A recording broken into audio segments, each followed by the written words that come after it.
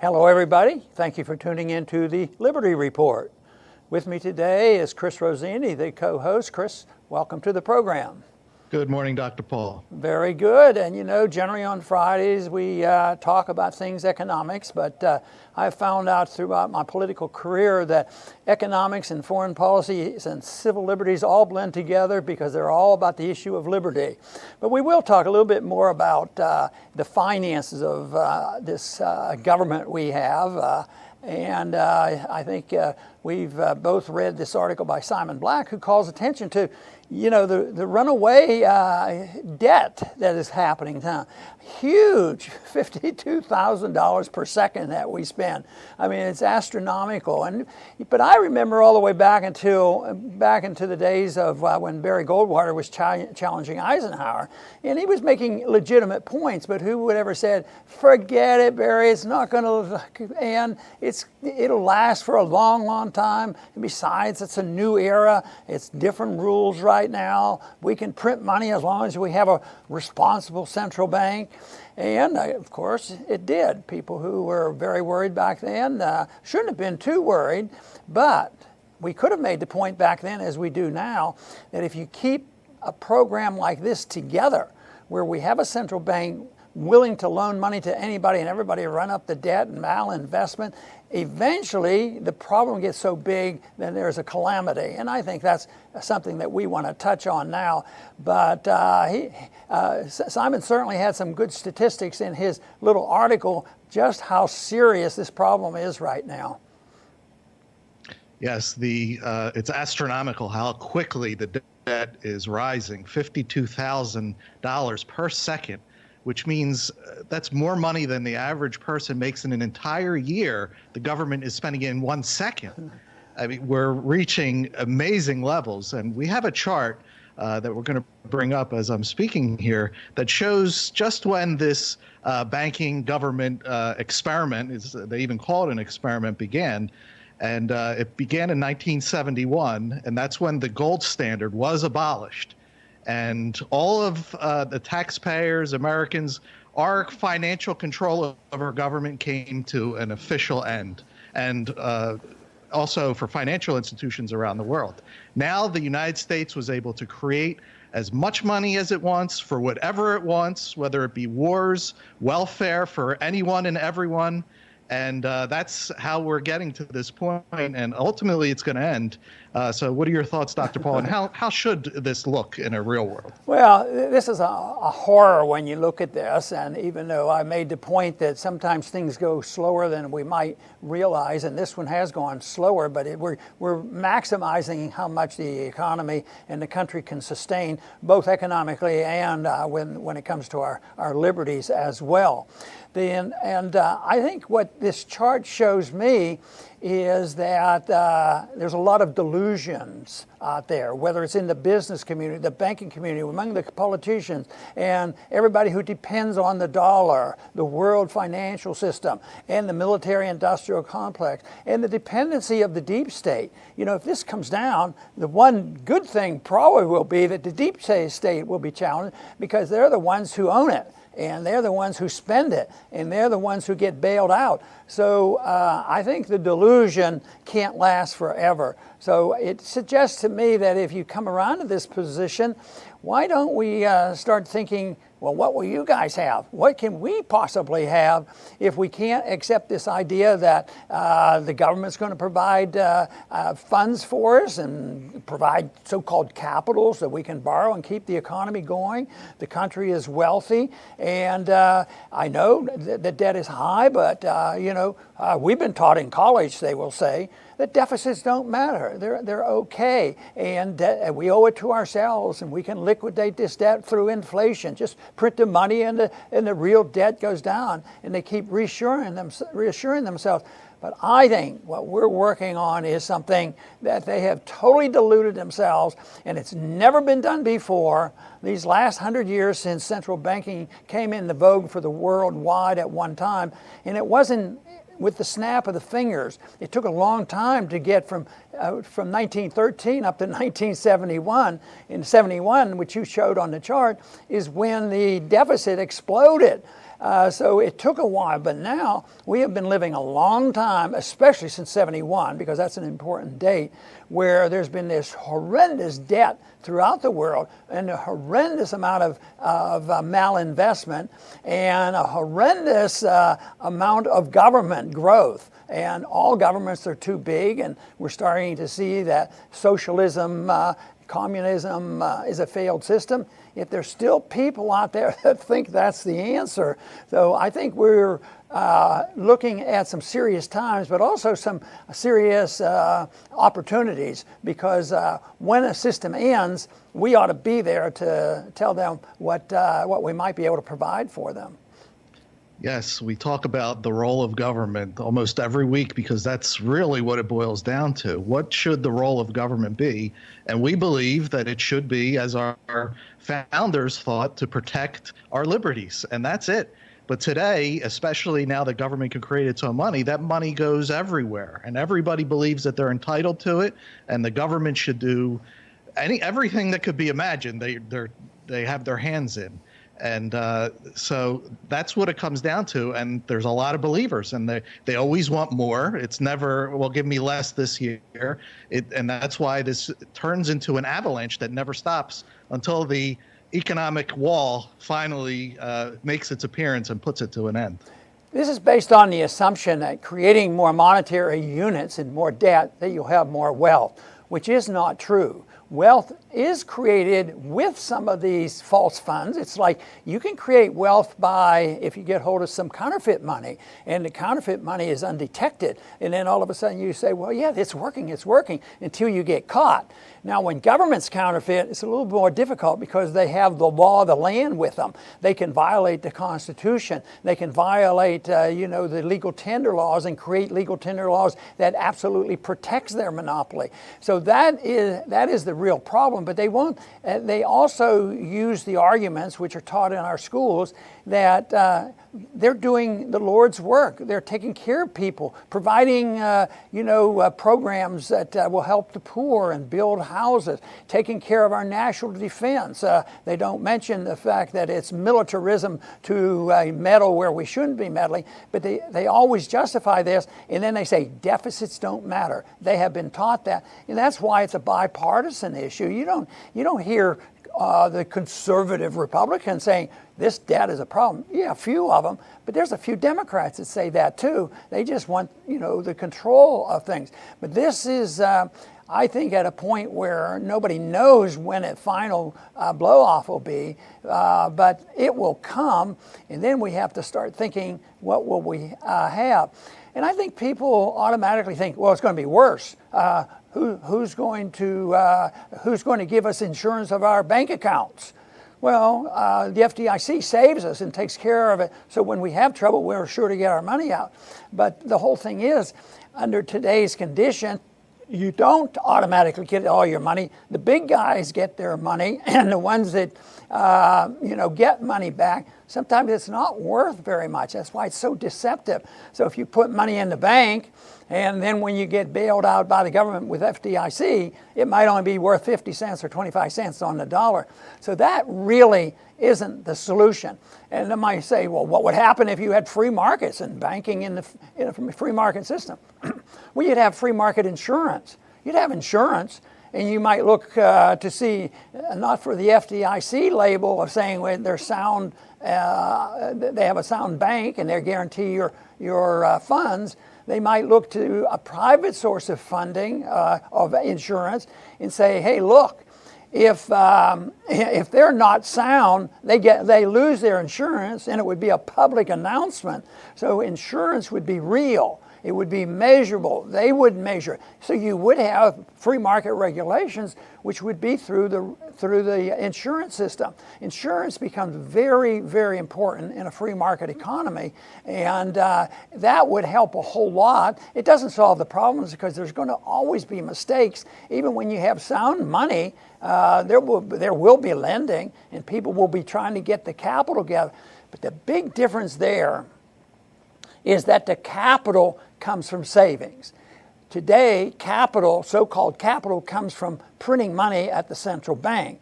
And then they might ask, well, how does it work then if it's not real capital? It works because there's value out in the marketplace, there still is. And if you dilute the capital, dilute the value of the money, you really steal the effect of the capital, and they can invest it, and it does work to some degree. But the big problem is the money is distributed for political reasons, not by individuals loaning it to a friend or putting it in a bank and have the bank loan it to somebody that they judge will be a good risk. So there's a big difference. I admire people who say, I don't like any debt, I'm going to stay away from it. And I edge myself to that many times. But other people who want to invest in new ideas and invest in taking risks, the risk would be on that individual. It wouldn't be with the taxpayer. It wouldn't be with the value of the money. So it's very good. But it would be much more modest, and it would be more cautious because there would be no insurance that would bail out bad investments. And that's what happened, of course, in '08 and '09. All the people who were making bundles off bad investments, they got bailed out. So the free market does offer many answers to the problems created by central banking as we know it. Yes, and the problems created by the central bank, they all end the same way. For those of us who remember the stock market bubble, how the dot-coms were by the day going up $50, $100, $200 in one day. And then during the housing bubble, people were just flipping houses, entering lotteries, not even seeing what they're buying and just flipping them. This is how bubbles work. They get into a euphoric stage. We're at $52,000 per second. Can it be $75,000 per second? Perhaps. But the point to understand is the phase that we're in. And that's when things don't make any logical sense anymore, ultimately they come to an end. And you touched on this because it has an effect on the size and scope of government. Because government is much bigger and it's financed in this way, and it also does a lot of mischief. So government, the few things that they should be doing, they don't do very well, and the things that they shouldn't be doing at all, they do too much of it, and that creates a problem. For instance, the welfare warfare state wouldn't exist without paper money.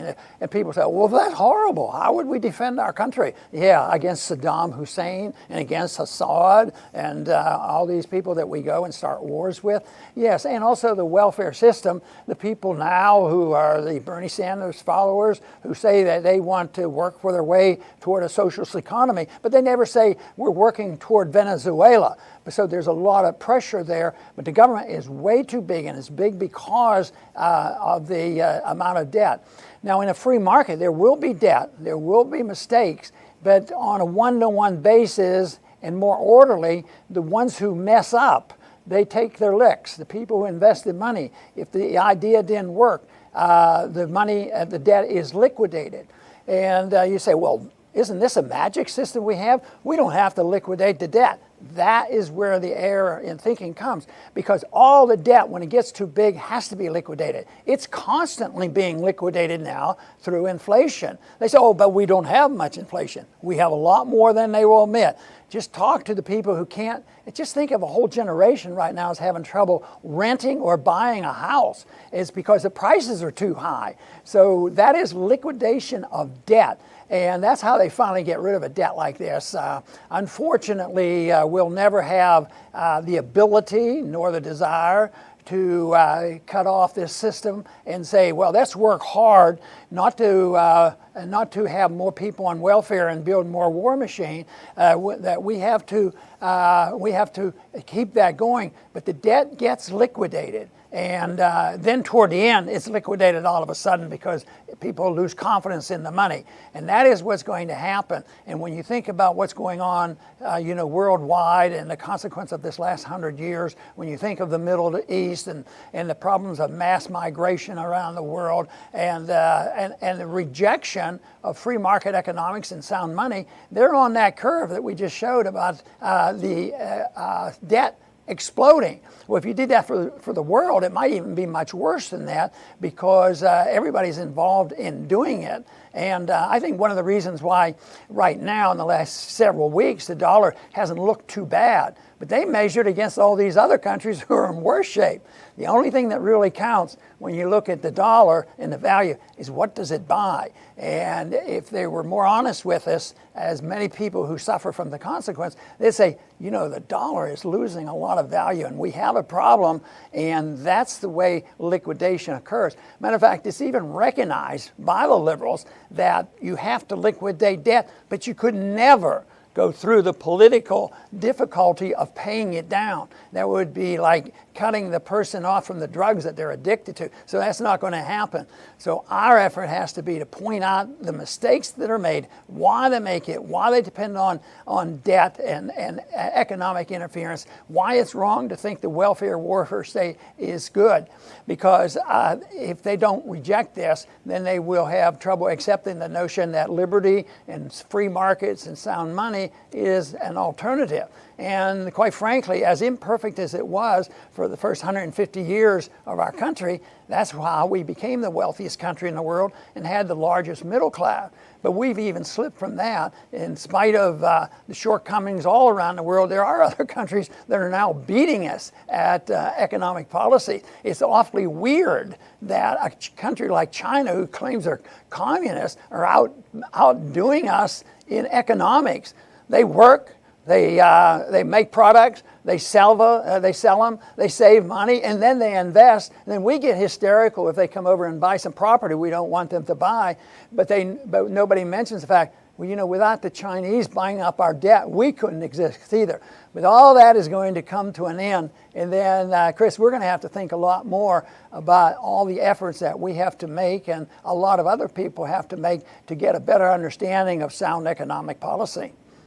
Yes, and an opportunity will present itself because when this government bubble bursts, and even though we have no idea when that'll be, it will burst, there will be a lot of illusions that will be shattered, and there are plenty of illusions. I mean, we have this government that is broke, and there's people saying they need free health care and free college education, a $15 an hour job provided by government. These are all illusions, and there's going to be a lot of people that are it's going to be shattered, and they're not going to know where to turn. Hopefully our viewers will have in their minds the ideas of liberty and will be able to share them when these people look for answers, because they're going to look for answers and they'll run from government. Once they know that the jig is up and the government's not going to help them anymore, they'll run somewhere else. Right. If you have the answers for them, that would be great. Very good. And I think that you mentioned the word that I use a lot, and I think that's where the emphasis has to be, and that is the preservation of liberty. They use the excuse that we're preserving our liberty and our Constitution by fighting wars in the Middle East. That's total nonsense. But people don't advocate and work for the principles of liberty because they either don't understand them or they don't quite believe it's in their best interest.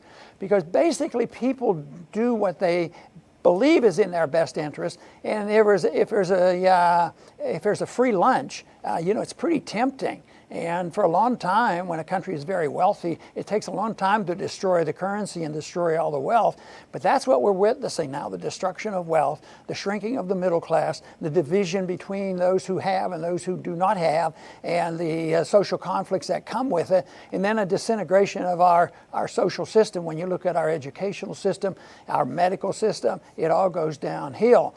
But it starts with the idea and the confidence of being willing to work for a free society where the individual is important rather than different groups ganging up on other groups to see what they can get ahead of the other one. And of course, the financial system and the banking system we have is actually what they've used for so long. Chris, do you have a final statement that you would like to make on this issue? No, but I do want to thank everyone again. We had a great week traffic-wise and subscriber-wise, so thank you. And the word of liberty is getting out there, slowly but surely. Yeah, I was very pleased about our statistics. They've been improving a whole lot. Sometimes economic policy and spending too much isn't the most popular subject, but believe me, it's very, very important. And if somebody's more interested in only the social conditions and civil liberties, might say, well, that's, money doesn't deal with that. Or if they say that I'm mainly interested in cutting back on the military. The thing of it is, they're all connected. Liberty is very important. And if liberty is designed for the protection of the individual and the responsibility, it's the responsibility thing is what's hard for people to accept. You mean I'd be responsible and you let me have my freedoms, but what if I have a tough job? What if I get sick? What if I get hurt? Who's going to take care of me? Well, who takes care of you now? The whole thing is, if you say, I might not have enough money for education, then you end up with an educational system we have. It doesn't work. This whole idea that if you didn't have government, people wouldn't be taken care of.